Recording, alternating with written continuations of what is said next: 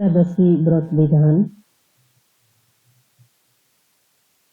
नैमिषारण्य का परम पावन क्षेत्र, कुरुक्षेत्र का पवित्र धाम, प्रभास क्षेत्र, कालिंदी, यमुना, गंगा और सरस्वती जैसे अत्यंत पावन तीर्थ एवं अन्य भी समस्त महान तीर्थ मिलकर भी इस एकादशी के समान नहीं है। इस एकादशी के क्षमता रखने वाले जप, दान, तप, होम और अन्य कोई भी कहीं सुख नहीं है। एक और तो इस संपूर्ण महिमंडल के दान का पुण्य फल और एक और हरिवासा है। इनसे भी महान पुष्पों वाली यह परम श्रेष्ठ एक एकादशी है। इस घट के ऊपर नवीन ताम्र के पात्र में बराह पुरुष देव स्वर्ग की मूर्ति बनाकर रखे, समस्त बीजों के धारण करने वाले और शीत वस्त्र से अवगुणित करे, हिरण्य आदि के शहीद प्रयत्न करे।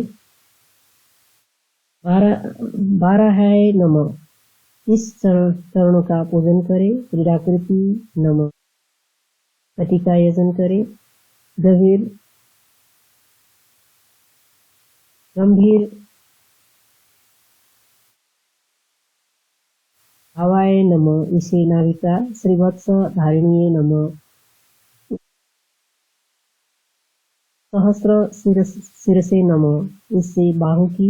सर्वेश्वराय नमः इस मंत्र से ग्रीवा। सर्वात्मने नमः इस मंत्र से मुख की। प्रभवाय नमः इस से ललाट की पूजा करनी चाहिए। सत मुखाय नमः इस मंत्र से चक्री देव के केशों का यजन करे। इस प्रकार से विधि पूर्वक करे। रात्रि में जागरण करे। देव के महात्म्य का प्रतिपादन करने वाले पुराण का श्रवण करे। प्रातकाल के होने पर किसी याचना करने वाले पर परम शुभ विप्र के लिए कनक रीढ़ के सहित परिच्छद युक्त उसको सन्निवेदित कर दान करे। इसके पीछे पारण करे, किंतु सकृत व्रत करने वाला अत्यंत तृप्ति पूर्वक पारण नहीं करे। इस प्रकार से इस व्रत को सांग संपन्न करने वाला पुरुष पूर्ण शरीर को धारण करने वाला नहीं होता है। इस परम पुण्यमयी एकादशी का उपासना करके मनुष्य तीनों छुटकारा पा जाया करता है। इस संपूर्ण व्रत आदि को करके मनुष्य समस्त अभिलाषों की प्राप्ति किया करता है। विविध व्रत कथन। ब्रह्मा जी ने कहा, हे व्यासदेव, अब हम उन व्रतों के विषय में वर्णन करेंगे जिनके करने से भगवान हरि को शास्त्रों में बताया हुआ नियम है और यह व्रत एक प्रकार का परम तप माना गया है। व्रत करने समाधि कुछ विशेष नियम होते हैं। स्नान कर, संध्या वंदना त्रिकाल क्रिया करे, भूमि में शयन करे और समस्त इंद्रियों को जीत कर अपने वश में करे। स्त्री, शूद्र और पतित पुरुषों का साथ अभिभाषण नहीं करे। पांचों पवित्रा को अपनी शक्ति के अनुसार हवन करे। सुकृति पुरुष को इन संपूर्ण इच्छाओं का समाचरण करना चाहिए। केशों की रक्षा के लिए त्रिगुण व्रत करना चाहिए। वंश की रक्षा के लिए त्रिगुण व्रत करना चाहिए। उपवास करने वाले पुरुष काश्य पात्र में माप, उर्द, मसूर, चना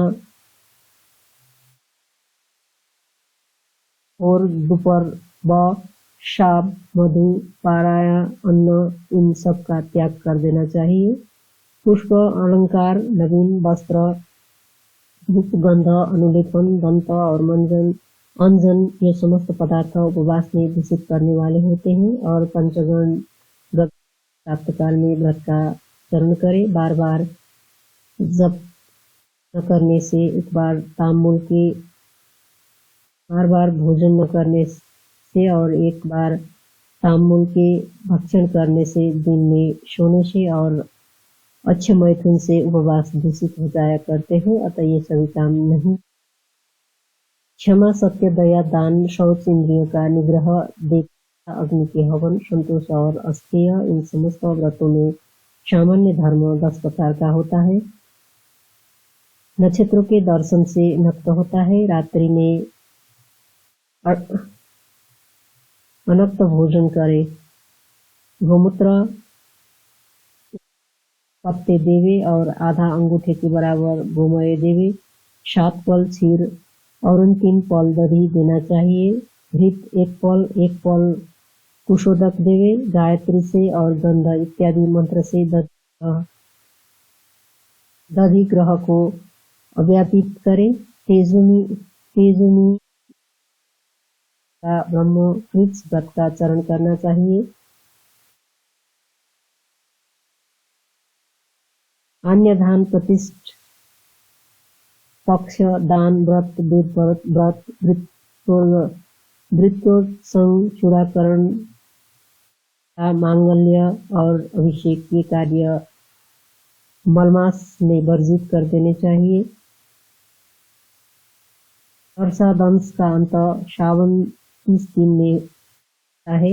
रवि के संक्रमण में और मास हत्ता है और नक्षत्रों का 27 दिन का होता है। शौर मास होता है और नक्षत्र का 27 दिन होता है। विवाह के लिए शौर मास होता है और यज्ञादि में श्रावण की स्थिति होती है। 8 और 15 में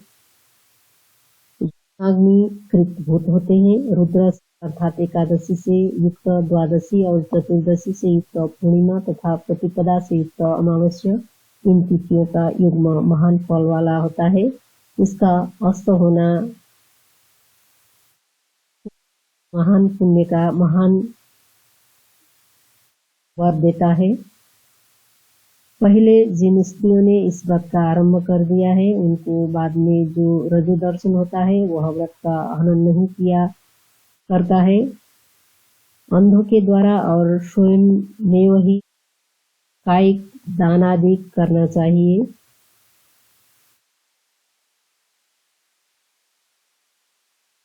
प्रमाद से अथवा लोभ से यदि व्रत का भंग हो जाता है तो 3 दिन तक भोजन नहीं करना चाहिए और सिर का मुंडन भी करे। शरीर की सामर्थ्य न हो तो अपने पुत्र आदि के द्वारा इस व्रत को कराना चाहिए। व्रत में अर्थ भित्र यदि मूर्छित हो जाए तो उस जल पिला देना चाहिए। ऐसी दशा में जलपान व्रत की भंगता नहीं हुआ करती है। दरण पंचमी व्रत। श्री ब्रह्मा जी ने कहा, हे व्यासदेव, अब मैं प्रतिपदा आदि के व्रतों को बतलाता हूँ, तुम इनका श्रवण करो। यह सिखी व्रत इस नाम से कहा गया है।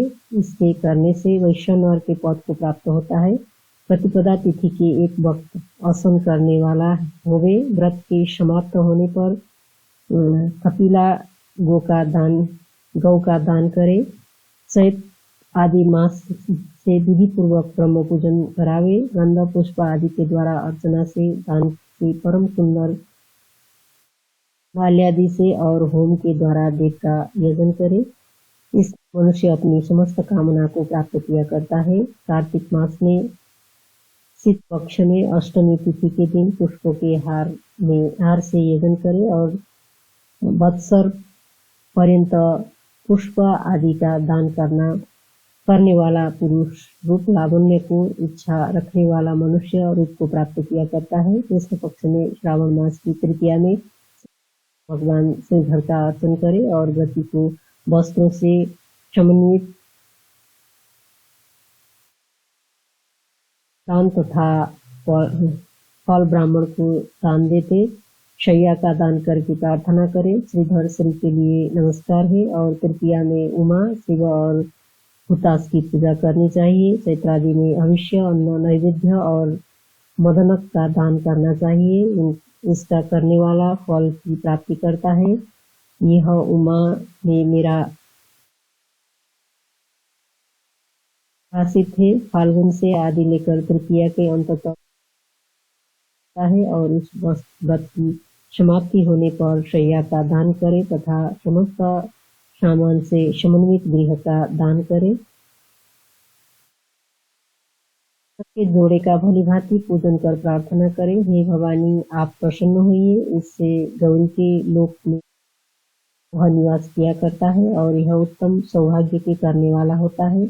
गौरी, काली, उमा, भद्रा, दुर्गा, कांति, सरस्वती, मंगला, वैष्णवी, लक्ष्मी, शिवा और नारायणी इनका क्रम से अर्चना करें। मार्गशीर्ष की तृतीया से इनका आरंभ करें, इससे अभियोग आदि की प्राप्ति करता है।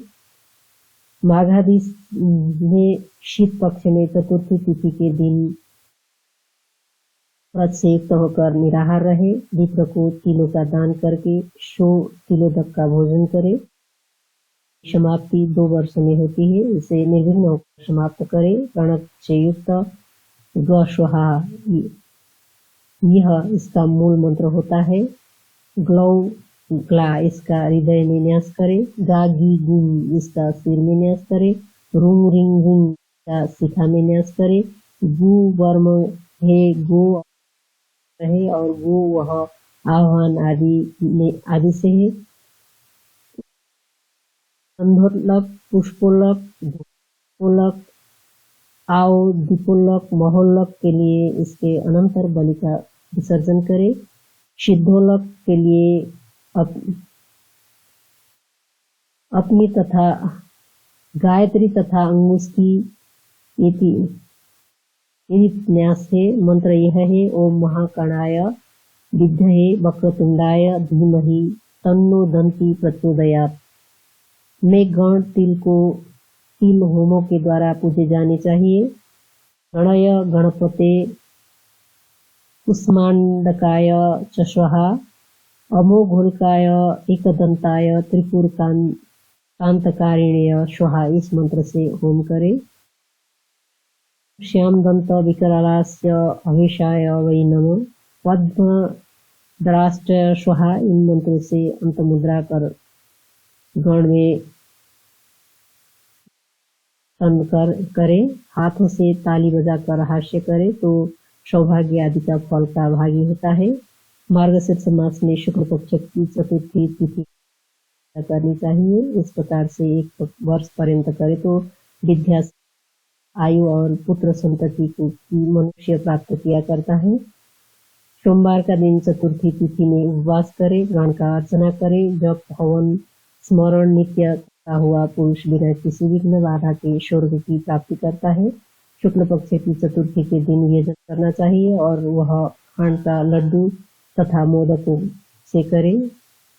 विघ्नाचयन समस्त कामों को और सौभाग्य को प्राप्त करता है। मदन पुरुष से यजन करे तो पुत्र आदि को प्राप्त करता है। अतएव इस चतुर्थी का नाम मदनाख्या है। ओम गणपतये नमः इस मंत्र से चतुर्थन्य गण का यजन करे। जिस किसी भी मास में हवन करे, जप करे तथा इसका स्मरण करे, ऐसे करने से संपूर्ण अविष्ट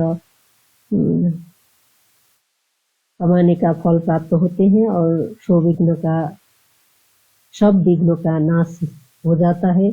संपूर्ण मूर्तियों में आद्य भगवान विनायक था। इन उक्ता नामों के द्वारा यजन करना चाहिए। यह पुरुष ही सद्गति को प्राप्त करता है और स्वर्ग निवास के समस्त सुखों का उपभोग करता है तथा मोक्ष की प्राप्ति किया करता है। वे 10 नाम ये हैं। गणों के परम पूज्य एकदंती, वक्रतुंड, त्रयंबक, नीलग्रीव, लंबोदर, दिनकर, विघ्नराजक, धूम्रवर्ण, भालचंद्र और 10वां नाम इनका विनायक होता है। गणपति, हस्ती, मुख ये 2 नाम और हैं। इनसे 12 गण का यजन है। चाहे पृथक पृथक इनका यजन करे या समस्तों का एक साथ ही पूजन करे तो मेधावी पुरुष समस्त अविष्ट काम प्राप्त किया करता है। श्रावण मास में, आश्विन की महीने में, भाद्रों में या शुभ कार्तिक मास में पंचमी तिथि के दिन वासुकी, तक्षक, कालिकेय, मणिभद्र, ऐरावत, धृतराष्ट्र, कर्कोटक और धनंजय इनको कृत आदि से स्नान स्थापित करके यजन करे तो आयु, आरोग्य और स्वर्ग के प्रदान करने वाले हुआ करते हैं। अनंत वासुकी, शंख, पद्म, कंबल, कर्कोटक, धृतराष्ट्र, शंख, कालीय, तक्षक और पिंगल नाग का भाद्रपद के चित पक्ष में और प्रत्येक मास में यजन करे तो 8 नागों का मोचन कर मनुष्य दिव्यलोक का गमन करता है। गृह के द्वार के दोनों ओर इनका आलेखन करे और श्रावण मास के शुक्ल पक्ष में यजन करे। अनंत आदि नागों तथा महान उर्गों का पंचमी तिथि में पूजन करना चाहिए। समस्त प्रकार के विषय के अपहरण करने वाले क्षीर घृत और नैवेद्य का समर्पण करे। समस्त नाग अभय हस्त वाले होते हैं। दुष्ट दृष्ट किए हुओं के शरण रखने वाली पंचमी होती है।